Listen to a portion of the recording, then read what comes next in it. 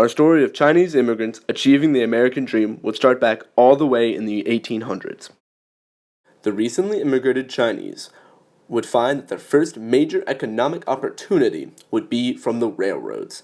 They would both construct and build them in order to be paid around $28 a month, just under $1 a day.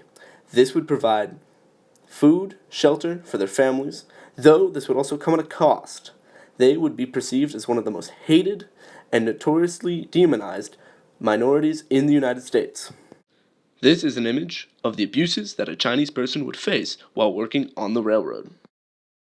All across the United States of America, within large cities, Chinatowns started to appear.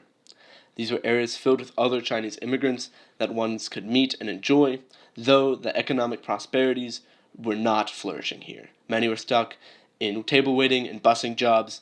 Many also felt forced in here by other Americans.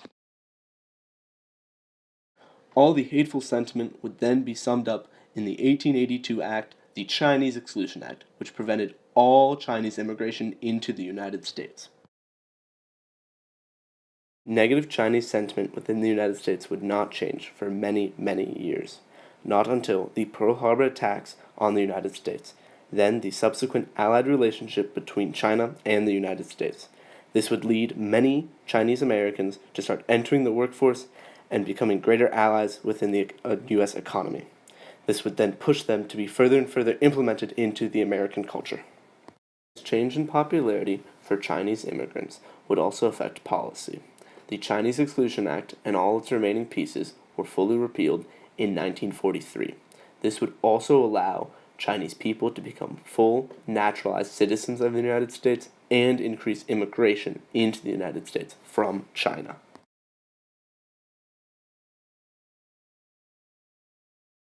The next large Chinese immigration success would be due to the actions of President John F. Kennedy in the early 1960s, when he let in refugees from both Hong Kong and Taiwan, countries that are filled with Chinese people but unrelated with the People's Republic of China.